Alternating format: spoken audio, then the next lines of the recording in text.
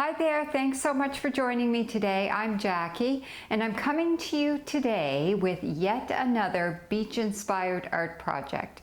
So if you join me for my videos, you know I love to create any art, anything that is beach inspired, because I really like to bring the imagery and the colors and the feeling of the beach back into my home with me. So today I'm doing another project that really calls on those beach colors and that beach imagery.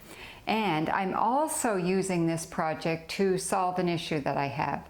I spend a fair amount of time sitting at a desk and at my art table, and I really like to drink tea. And if you're a tea drinker, you know you get a hot mug and you put your mug on the table, it can create a ring on the wood, which I really don't like.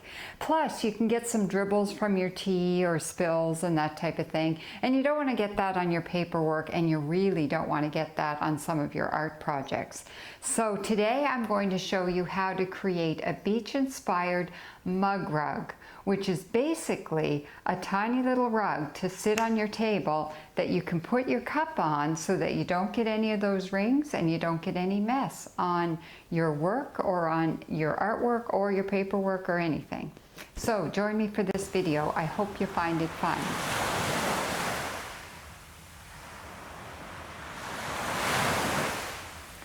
So first things first, what do you need to complete this project? So my goal is to make an 8-inch by 10-inch mug rug. So that means I have to cut everything a little bit bigger. So I'm making sure that my strips of fabric are at least 10 inches and I have enough to cover at least 12 inches this way.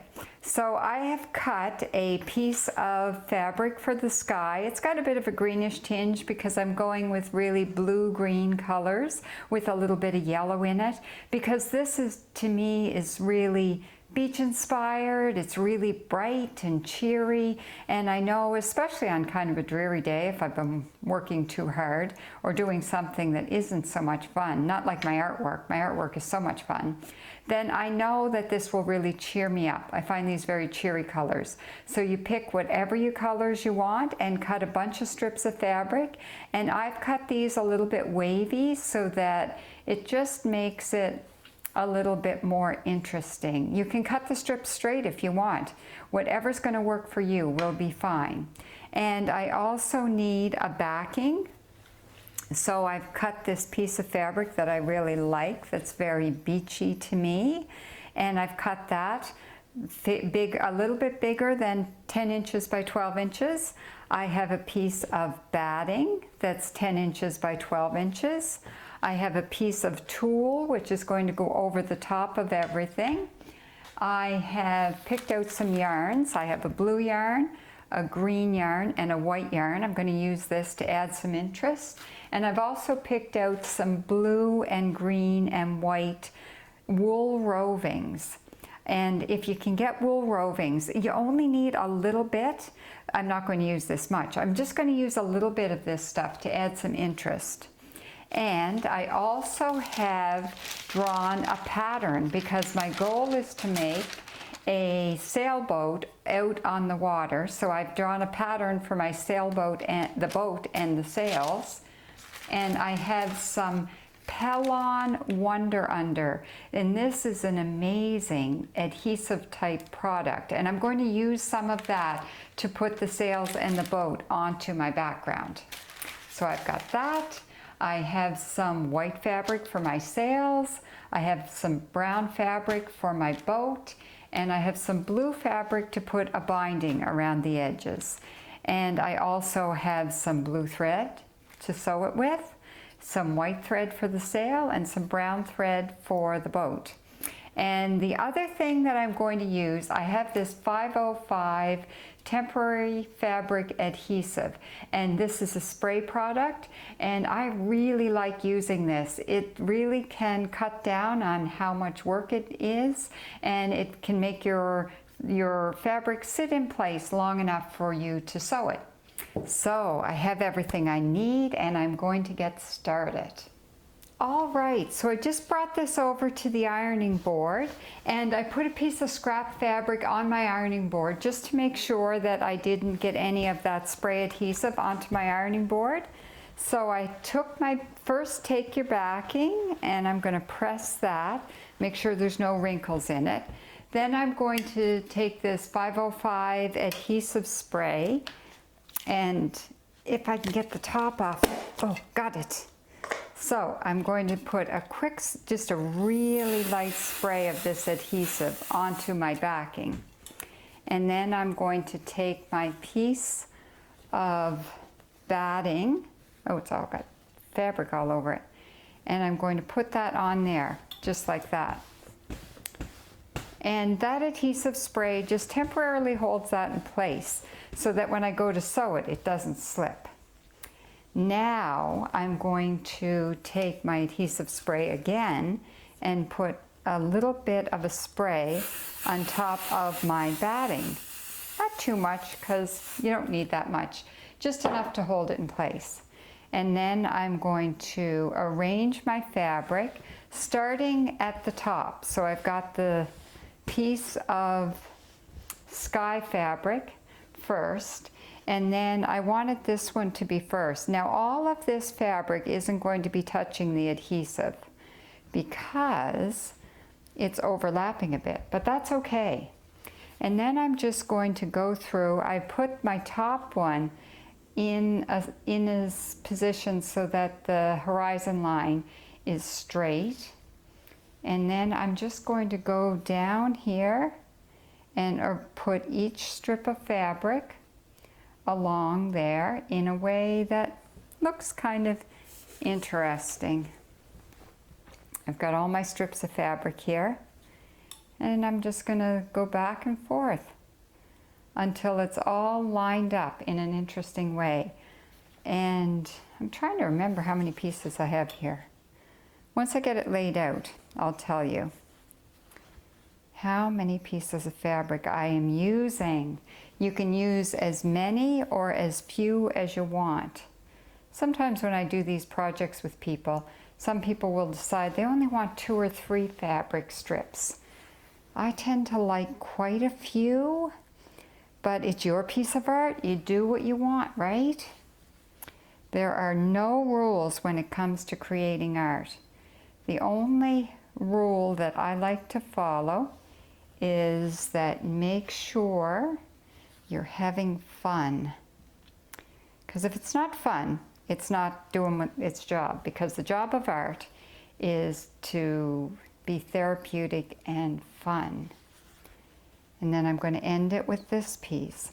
So I have 1, 2, 3, 4, 5, 6, 7, 8, 9, 10, 11, 12, 13 pieces of fabric. I hadn't counted those pieces. I hope 13 isn't an unlucky number. So then I'm just going to press that in place. The adhesive is going to hold it just temporarily. Now the next step, I want to put my sailboat on. So if you look at your pattern, this is the pattern I'm following. So what I've done is I've traced the sails and onto a piece of that Pellon Wonder Under, and I've traced the boat part onto a piece of Wonder Under. So now I need to press those onto the fabric. So I want to press the sails onto a piece of white fabric. Just move my pattern, and I can just do that on top. It doesn't hurt. I'm going to press that on there to get my sails, and then I have to cut these out. There you go. I've got the sails, and then the boat onto my little piece of brown fabric here.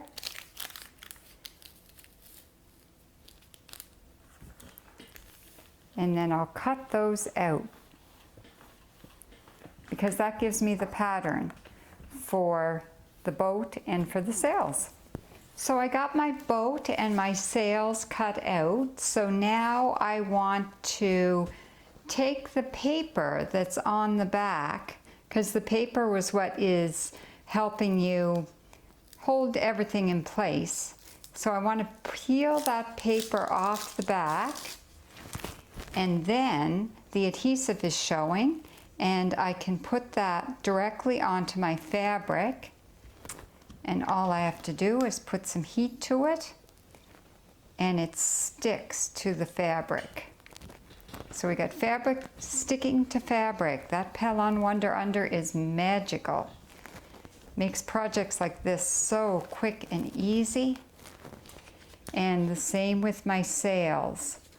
I'll peel the paper off, and I'll get the sails arranged before I hit the heat to it.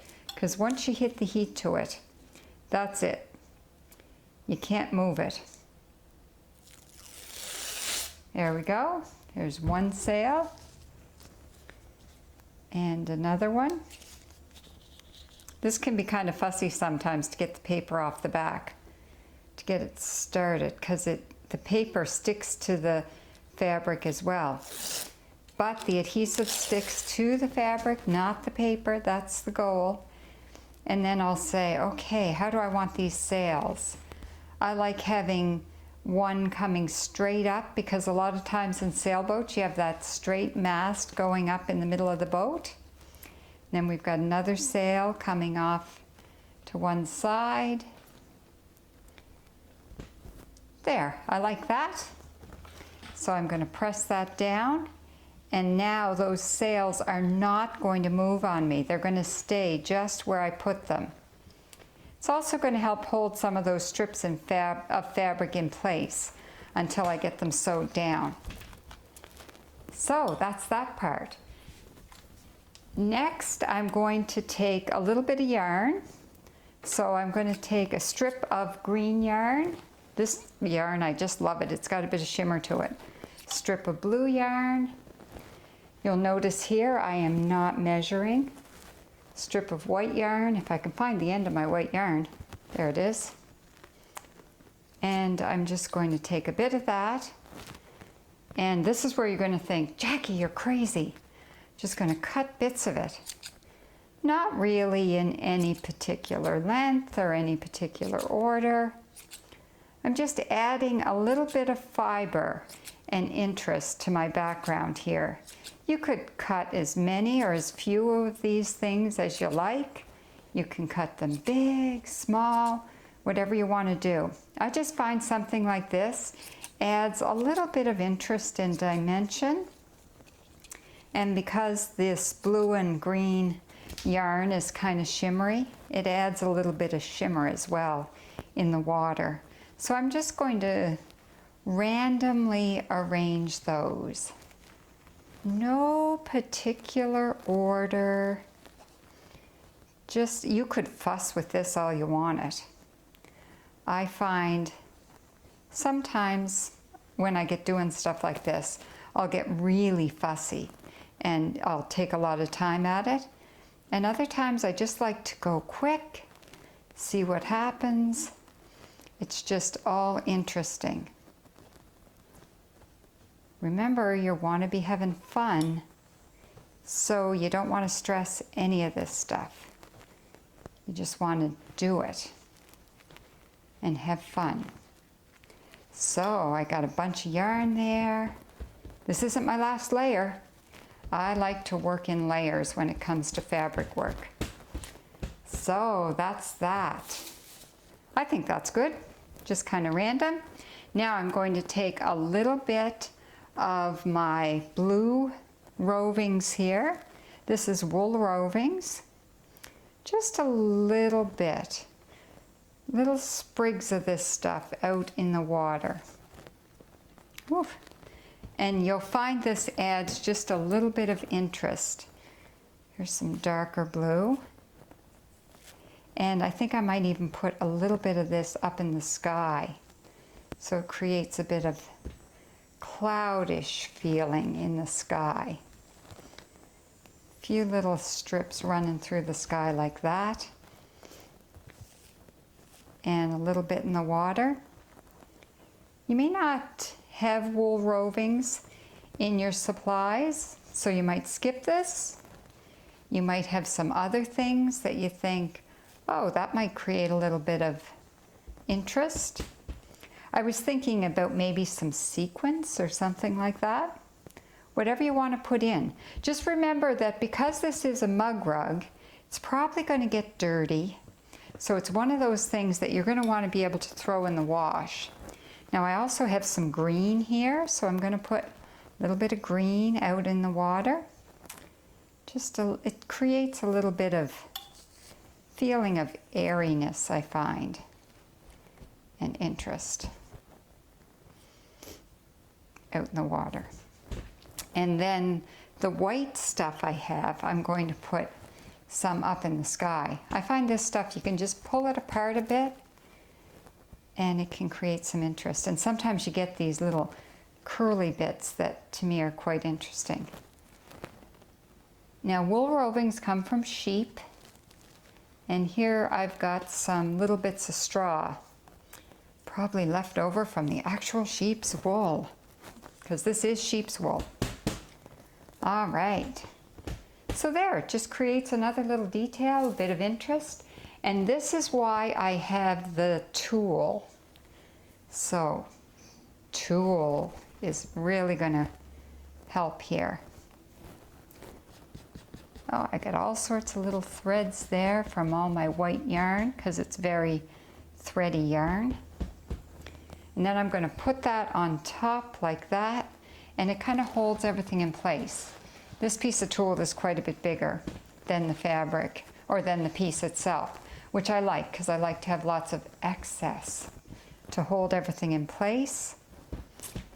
And then I'm just going to pin this, because this is a temporary hold to make sure nothing moves out of line. And then I can take it over to the sewing machine and get everything sewed into place.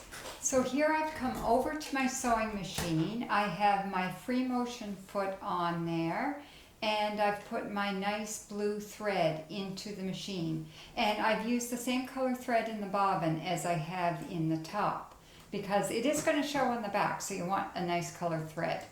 So I'm just going to get started here, and there we go.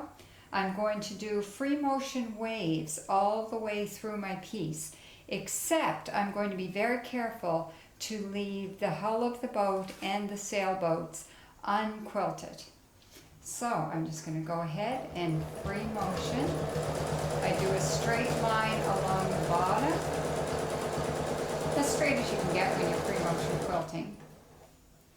And I can take this pins out as I go, and then I'm just going to do wavy waves, wavy lines all the way through, and I often go part way and then come back, and then I go some more and come back, and I'm going to sew it until the whole piece is covered except for the sailboat and the sails itself.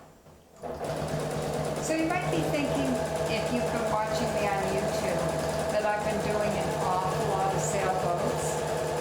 I love looking out over the water and seeing the sailboats, but I find during the pandemic I seem to be doing even more sailboats.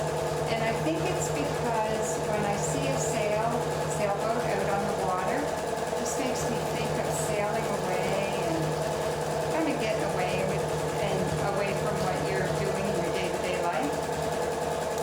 And of course, during the pandemic, we haven't been going anywhere. Restrictions have kept us very close to home. So maybe that's why I'm doing so many sailboats. I might be feeling the need for it. So if you notice here, I'm just skipping over where the boat is, because I don't want to have the quilting done on the boat and the sails. You'll see why once I finish the piece here. Now the one thing I do when I'm doing these wavy line patterns with my free motion quilting, when I get to a horizon line like this, I tend to make a fairly straight line right on the horizon line. And then into the sky, back with my wavy lines again. And if I get to the point along the sail here where I'm stuck, I can just go right along that line because I'm going to be covering up those lines. After I finish the wavy free motion bit, I'll show you how I do that. So you'll notice as I was putting these pieces onto the batting, I started at the top and then worked my way to the bottom. But when I'm sewing, I sew from the bottom to the top. And that's because the fabric is lying on top of one another and it helps hold everything in place as you're sewing. So, assemble, top down, sew, bottom up. And there you have it. I have my mug rug all quilted. And it holds everything in place, and you'll see how the quilt lines really give everything a lot of texture, and it holds everything down. All right, now I want to outline the boat itself and the sails, the boat in brown thread and the sails in white thread. So I put my walking foot on and I put brown thread into the bobbin and into the machine. So I'm going to put the setting on zigzag. I'm going to put my stitch width medium width, and my stitch length fairly short because I don't want the stitch wet. It's going to be kind of like a satin stitch all the way around. I won't tell you the numbers because everyone's machine's different, but you can gauge for yourself. So I'm going to do zigzag stitch all the way around, and it will really help outline the boat and the sails on this piece. So there you go, I have the boat all outlined. It really gives some definition to that boat. And I've changed my thread to white, so now I have white in the bobbin and in the top of the machine. And I'm going to do the same thing. So a white zigzag all the way around both sails, and that will outline the sails and really make them stand out as well. And the fact that I have quilting all in the background but not on the sails or the boat also helps the sails and the boat stand out. So there you go, that satin stitch all the way around those sails makes the sails really stand out, and they look great. So I'm just looking at this now, and I had been planning to do an 8" by 10" piece, but I have enough room in this piece to do an 8½ by 11, which is a standard size of a piece of paper. So I think I might do that. So when I'm cutting it, the thing I want to keep in mind, I really want to keep the horizon line straight. So you have to be careful to cut the horizon line straight. So I'm going to cut the horizon line right along I'm going to make sure it lines up on my ruler so the horizon line is straight with the top of the piece. So I'm just going to trim the top. Got to trim off all this excess stuff at this point. The other thing that I want to make sure is that I want this center line of the mast to be in the center of the piece. So I'm going to measure that. So if I want 8½, I need 4 1/4 on either side of that mast. So I'll measure that there and cut that. Whoops, I'm cutting at an odd angle here. So I'll cut again. And then I'll do the same on this side. I'll measure 4 1/4 on my ruler. Make sure it's lined up on top.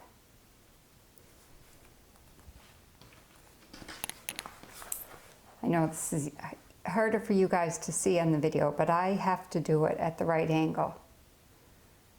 Make sure I've got it cut properly. That's better. And then I'll cut 11 inches, measure that on my board. So 8.5 by 11. And then it, you know, if I wanted to put this inside a book or something, it's going to fit just perfect. So 8.5 by 11. There. Now I just have to put the binding on. So what I'm going to do here, I have taken some of that blue fabric that I showed you. I cut my fabric 2.5 inches. I folded it in half, and now I'm going to sew this all the way around the edge of my piece to make a binding. So I got my blue binding all sewed on, and after I sewed it on, I just did the slip stitch all the way around on the back to make it nice and neat and cover up all the loose threads and cover up the edges of that. And I think it makes the sweetest little rug for my tea. And if I have it showing up on this side, it looks fine. But this side, with all the color and the sailboat, it just puts me in mind of being at the beach. And I love all that little bit of extra texture that's underneath the tulle that really shows through there. So now I can take my cup of tea and set it on there and know that I don't have to worry about a ring forming on my table or any drips getting everywhere.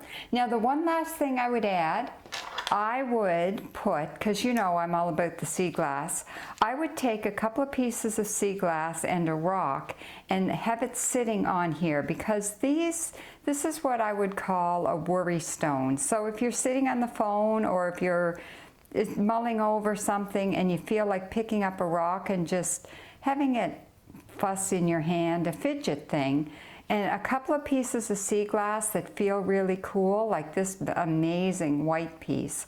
It's got a groove in it because it's a bit of a kick up. This is a great one to fidget with in your hand, like a worry stone.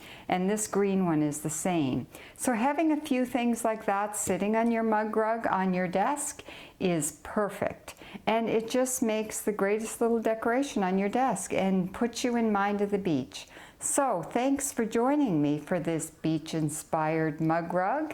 I hope that it will brighten your day a bit and give you some good ideas of things that you can do with your fabric and with your sea glass, just to bring some beach into your home.